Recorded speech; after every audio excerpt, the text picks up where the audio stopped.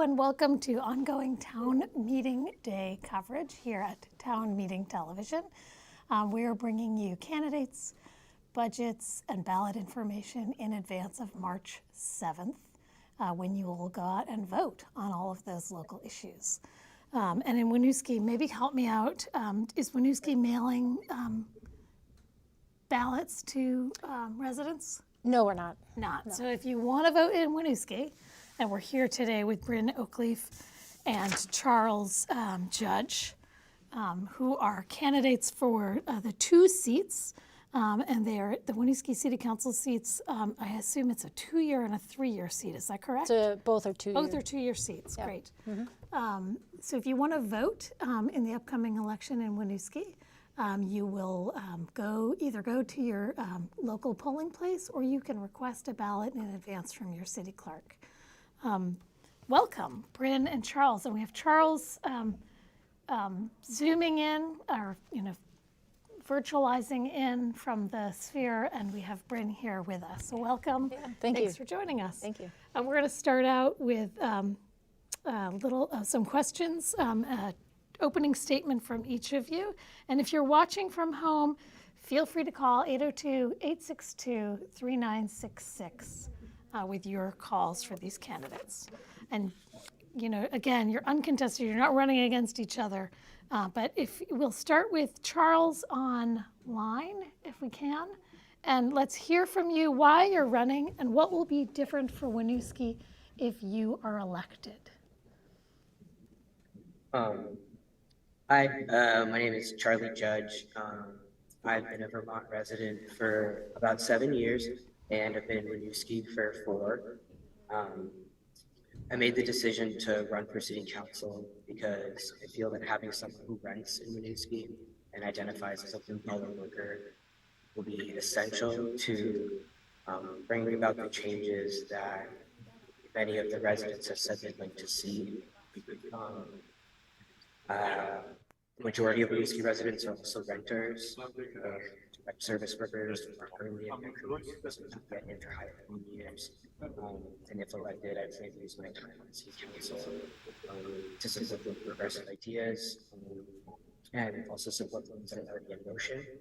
And it's my goal to work with the current city staff and city council to address housing instability, reducing profitable development, public safety, and urban walkability, and promote language accessible and progress for American and individuals. Great, thanks, Charles. Charles, you might want to, if we can get you closer to your microphone for the remainder of the questions. I'm hearing you a little. It's a little. Okay, quiet. I can speak up. I can speak up a bit too. Is Great. that better? Excellent. All right, super. From the chest. Okay. Thanks. Yeah. That's what my mother said. Speak in rounded tones. So, Bryn, welcome, and can you tell us why you're running for city council? Thank you. Well, I want to just thank you and thank the voters of Winooski for being here. I'm running for a second term on the Winooski City Council. I was first elected in 2021, and at the time I was a write-in candidate. And this time I'll be on the ballot, so it feels very exciting. For me, I really think that there are a number of initiatives facing the city. We're in a time of rapid growth. We have Main Street revitalization. We're looking at using our federal ARPA dollars, our COVID relief funds. We have a number of equity initiatives underway, as well as economic vitality opportunities. So to me, I really am excited to be part of this growth and to ensure that some of our core values stay top of mind as we go through this growth. Ensure that we're not losing our sense of community and things that we love about Winooski so much, and that collective community and pride and culture. So for me, I am very happy to be up for a second term, and those are things I'm excited about most. Great. So the next question has to do with the budget, and it's got 2 parts to this, so we might take a little longer on this. Will you be supporting the Winooski city budget of $9.2 million? That's a 6% increase from last year's budget. And that gives us a tax rate increase of 5.9%. So you could talk to that. And then do you support the school budget of $25.4 million, up 20% from last year, at an estimated tax increase of 9.66%? So let us start with you, Bryn. Okay. Yeah. I voted to move this budget forward to the ballot. So I have approved it from the council side of things. I will be voting for it. I think it's been a challenging year to ensure that the impact to taxpayers is as low as we can make it. We're using some of the one-time COVID relief funds to reduce the tax rate from nearly 12% to just over 5%. That's actually lower than the rate of inflation right now, which is 6.5%. I think we had to make a lot of difficult decisions to reduce some of our expenses while retaining core services that the community needs and values. So I certainly will be voting for this Maybe city just budget. say a little, like, what's one of the core services that you think of that you're like, yeah? Yeah, sure. Honestly, our community services department provide a great deal of programming to the community, and that was really important to us to ensure that we retain that in this next fiscal year. And part of that is having low, no-cost access to those programs. So that's something that meant a lot to me and to the remainder of the city council when moving that forward. On the school budget? And on the school budget, I think they also worked really hard to ensure that the impact to taxpayers is low, and using one-time funds to bring it down from 20% increase to the 9% that they're proposing. I think the school is the heartbeat of our city. And we know full well that the needs of our students are great. So yes, I'll be voting for that. Great. And not to put you on the spot, do you happen to know the combined impact on taxpayers of the school and the? So the impact for a $225,000 home for the city tax rate increase is about $134 a year. Yeah. 134, 136. Because it differs so much with the homestead and education applications, I can't say what combined that would be. Yeah, it is, and it's still an estimated tax rate increase, correct? That's what's moving forward to the ballot. Yeah. Okay. Great. Charles, how about you? The budget. Do you support the Winooski city budget of $9.2 million, a 6% increase from last year, with a tax rate increase of 5.9%? And do you support the school budget of $25.4 million, up 20% from last year, at an estimated tax increase of 9.66%? I do support the budget. I will be voting yes. I want to echo Bryn and her sentiments about having to make trade-offs, and that it's just a really tough time. It's a tough time for the economy in general, and I think that we're able to try to offer as many services as possible on what I would consider the issues of the budget is a tremendous effort. And I trust the city leaders that proposed and signed on this budget to make the best decisions as we can. And I understand the bonds are taxing the state, and nobody wants to control taxes. I think that we will see the results of those taxes in our swiftly. Significantly focused on creating access. Sorry about that. The city has stated leadership across the board that they want more equity, more access, and those things have to be paid for. And I do think that's important. The school is the heartbeat of the community. One of the things that I love about Winooski is there are so many others, and we have to take education of folks. So I do understand that taxes should go down in Vermont in the next couple of years. that is one of the goals at the state level as far as I've been informed, and hopefully seeing the effects of this tax increase will kind of make people understand that this gift will offer some of the Great, thanks. I'll try to Charles. speak up more too. I'm Yeah, sorry great. about that. Just briefly, Charles, do you have a favorite, do you have something that really stands out, a core service that stands out to you from the city budget? Not off the top of my head. I recognize that I've got quite a learning curve before me. It being this is the first time I've ever run attempted to be in any official capacity part of politics. Traditionally, I've worked in that kind of role. But I'm looking forward to learning about the things that we offered in that regard. And yeah. Thanks. Yeah.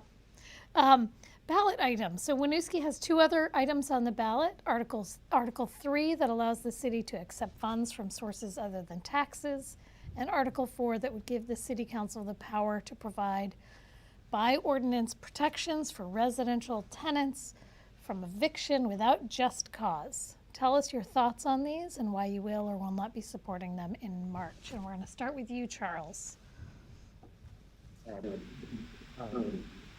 I support both measures. I think Article 3 and 4 are, they correlate in a way. They are both focused on solving the housing problem in Winooski, being able to have other revenue streams should alleviate some of the tax burden on our residents. And just cause eviction, it's not only on our ballot issue, it's a statewide issue, and I think just creating stability for people will help fight some of the problems that come with some of the social problems that come with having a large trans population in your community. And I just think that having people, particularly new Americans and refugees that are experiencing displacement, giving them that extra peace of mind, it feels like a strong positive element on the part of the city. Thanks so much. Bryn. Same question. Yeah, same question. Yeah. So Article 3 is standard on our ballot. It basically allows the city to accept funds from state and federal government. So definitely will be supporting that. It's critical to our budget that we accept funds from those outside sources. So Article 4. Can you just tell me why does Winooski have that? I haven't seen that on other ballots. Do you know why? You know, that's a really great question. I'm not sure if that's a holdover. I know that that's pretty standard for the city. Okay. So I would have to look into it, but it's a great question. Article 4. Yeah. So Article 4. I do support this article. It is a voter-backed petition. I think that there's a bill proposed at the state level, H301, that I would love to see adopted at the state level. I think at the core it's trying to prohibit bad actors. And we know, especially in Chittenden County, that there are landlords that own properties in multiple municipalities in the area. So I don't see why there should be different standards held to these property owners depending on what municipality they're in. So I think it really is important to have that standard. And you know, the rental population, it moves from municipality to municipality. So having expectations of protections in one municipality and then to lose them in another doesn't have the consistency of protection. So I do think it, hopefully the legislators will see a move from the municipal level, since there are a number of ballot items in the state where this is coming up, that a statewide law is needed and is of the best interest to our renters. So, and really quickly, so just cause eviction, and there's a ballot item in Essex as well, and Winooski, you say other folks. What does that mean? So I think Rights and Democracy has been spearheading the effort statewide, getting as many municipalities as possible to look at a charter change. And I think at the core of it is trying to move some legislation at the state level. But it would be good to have them in for an interview, I'm sure. Great. That goes right into the question of Vermont legislative initiatives. The Vermont legislative season is underway. What are some important initiatives to the community of Winooski that you will be tracking and supporting as part of your work as a city council member? And we're going to start back with you, Bryn. Sure, great. You might have to cut me off because there are quite a few things here. So I think S100 is the ominous housing legislation that will further efforts, not statewide again. Something that we're already doing in Winooski is increasing housing density and encouraging 3+ bedroom homes, as well as furthering some affordable housing elements. So definitely keeping an eye on that. Additional housing is the Vermont Housing Improvement Program, or H137, and that's to help increase properties that have changing an existing space into an auxiliary dwelling unit, or an ADU. The mother-in-law apartment. Essentially, yes, you got it. Yep. And providing incentives for property owners that want to modify that space with a requirement that just has to maintain affordability for 5 years. So I'm very excited to see both of those pieces of legislation moving in. I think other things of interest are S60, are the local options tax. Winooski doesn't have, in order to increase our own local options tax, we need to go through the charter change process. So I think seeing that come up in the session now is of great interest to us. Couple of other additional ones, S5, the Affordable Heat Act. I think it furthers the Global Warming Solutions Act that was adopted in 2020, and it really looks at the affordable component of that, which really will be of most interest to our residents. Great. All right, and you have the support of your reps on those so far? I believe so. Yep. Mm-hmm. Charles, how about you? Legislative initiatives that you'll be tracking as part of your role in the city council. I feel like I sound like a bit of a broken record, but just cause eviction is, really what I'm the most aware of and the most well read on as far as statewide issues. I really, that's kind of the drum that I'm beating on at the moment, and I think that's an area that I need to improve in, is being more aware of what's happening sort of upstream in policies and legislation in the state. I think that being better aware and better versed in what is going on will help me make better decisions as a city councilor, for sure. And I think that brings a wealth of knowledge that I'll have to dip into significantly surrounding that type of stuff. And I'll be relying on her a lot if elected to sort of guide me through a lot of those bigger issues and broad changes. Great, thanks.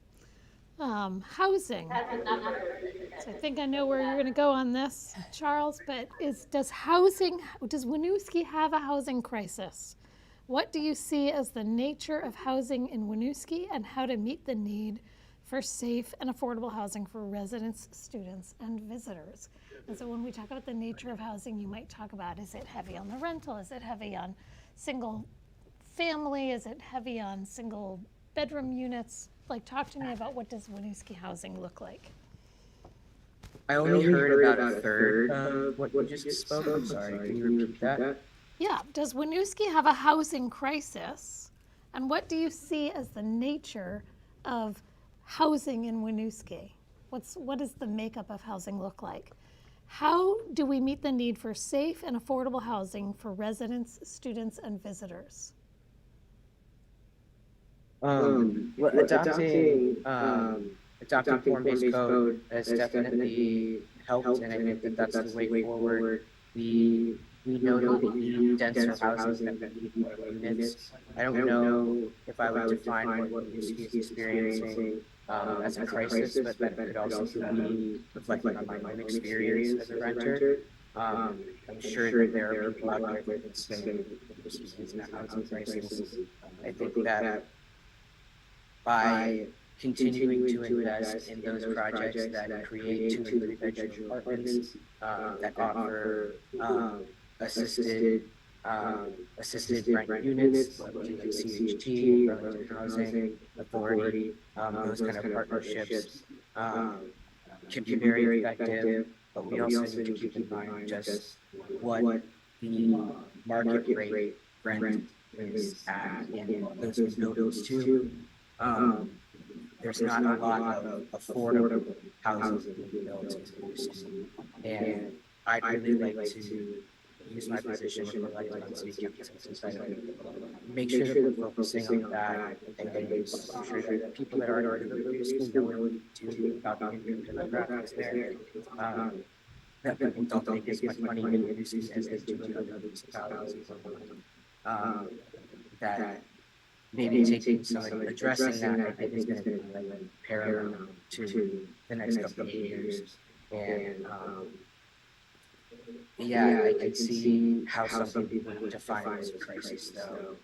But I think that the worst can be avoided, and that we're not there yet. Great, thanks so much.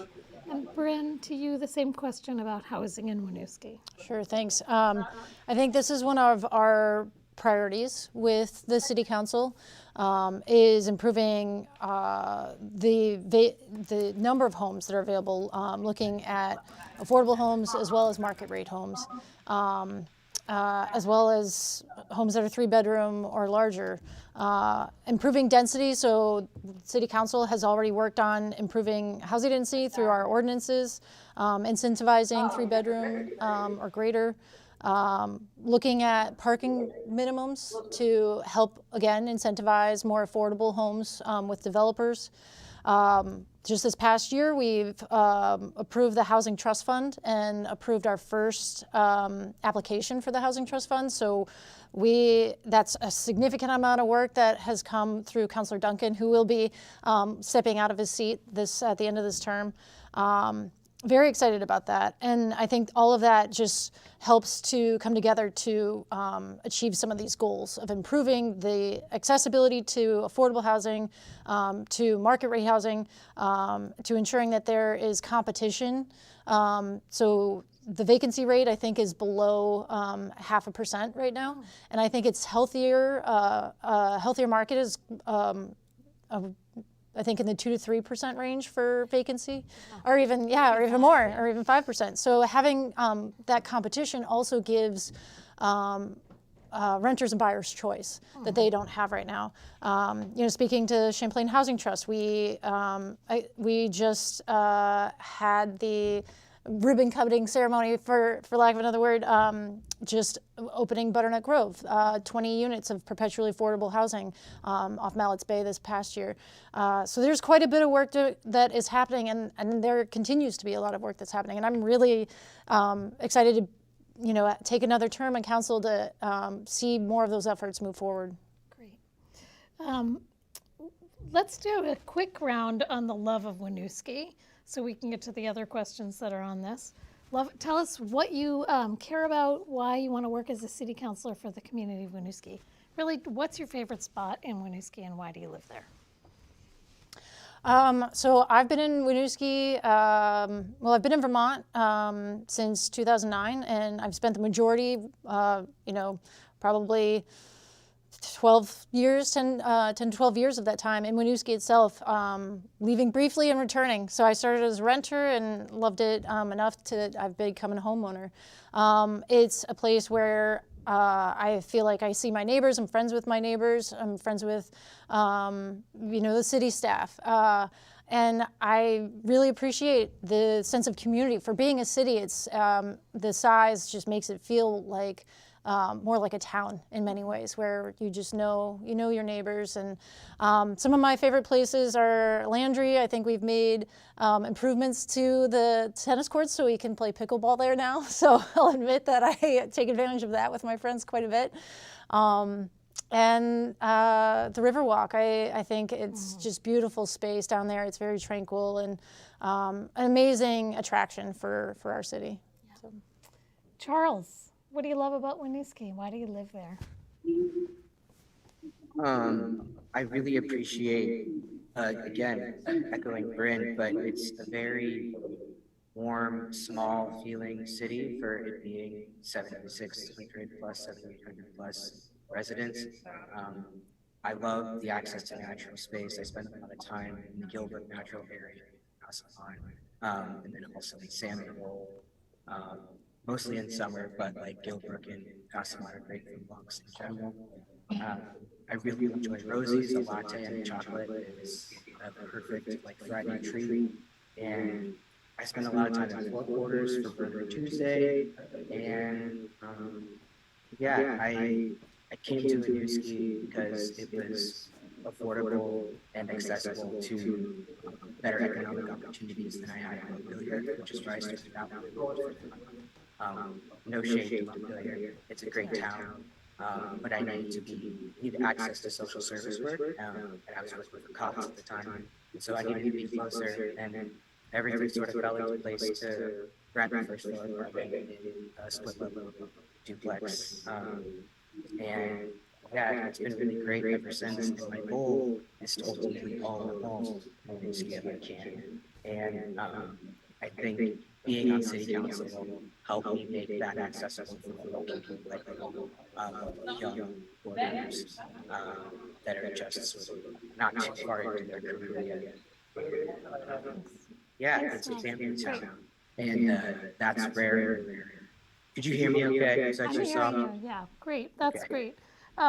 We kind of blew through our time here, and we have 4 questions left. One on Speed language round. access, one on public safety, one on climate change, and one on development and change. So I'm going to let you choose from the last 4 questions.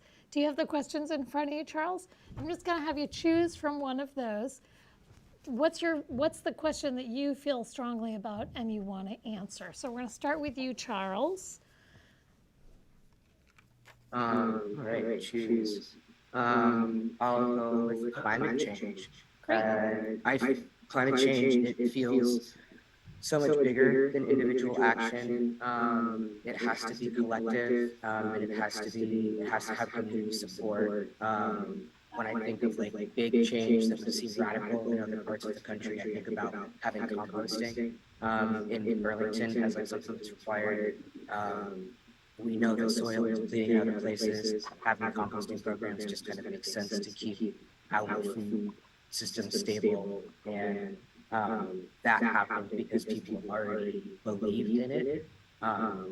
It's simpler to enforce something that has community backing. Locally, I think trying to hold private collection services to high standards and make sure that they're following regulations and not putting natural resources and surrounding ecosystems at risk is essential, and as well as long-term, bigger picture, holding people that profit off of burning fossil fuels, producing fossil fuels, and non-sustainable farming. I think addressing those people and making it more expensive to pollute than to preserve is really the way forward for climate change. Great, thanks. And Bryn, your question of choice. Yeah, thank you. I actually am very excited to talk about language access. So we have nearly 20 languages spoken within the city of Winooski, and we translate and interpret about 11 of them. We have a vast New American population, and I think we are on the precipice of developing our own language access plan. The Office of Racial Equity just released their own language access report, which I think will give a great deal of guidance. Statewide office. Correct, yeah. We'll give a great deal of guidance to our city staff as they undertake this next effort. I think, especially because we have all resident voting, that adds an additional pressure on us to ensure that our language access plan is strong, is well funded, and has full support of the city and city council. Great, thanks so much. You did that. You spoke about that very quickly. So closing comments, we'll start with you, Bryn, and then Charles, just again, what are you hoping to do, and how can people find out more about you? Sure. And, Yeah, thank you. I just want to say to voters, my work is not done. I feel like I too have a passion for the environment, and I feel like there's a great deal more that we could be doing at the city level to reduce our own energy demand and improve upon our own efficiencies there. I think improving upon belonging within the city is also a crux of my core values moving forward. And affordability. I think we need to ensure that we're maintaining a city that is affordable, and I take that very seriously as we look at the budget. So if anyone wants to find me, you can look me up at oakleaf4winooski.com. You can also find me under that on Facebook as well as Instagram. Great, thanks so much. And Charles, your closing comments? Yeah, if elected, my goals are really to be an advocate and representative for the working class, for the low income class. I think that having an advocate might help bring some more community buy-in, and I think that I'd like to use my time on city council, granted, to build that community buy-in and act as a liaison between standing leadership and leadership that has yet to acknowledge itself and present itself forward. I think getting the youth in Winooski involved in the systems of Winooski is something that hasn't really been mentioned, that people has. I've learned about those things, and I'll push those forward too. Great, thanks so much. Thank you both for joining us tonight, and thank you all for tuning in. You can watch Town Meeting Television on Comcast, channel 1087, on Burlington Telecom, channel 17-217, and you can also subscribe on our YouTube page at youtube.com/townmeetingtv. Thanks for watching, and good night. Don't forget to vote March 7th. That's it.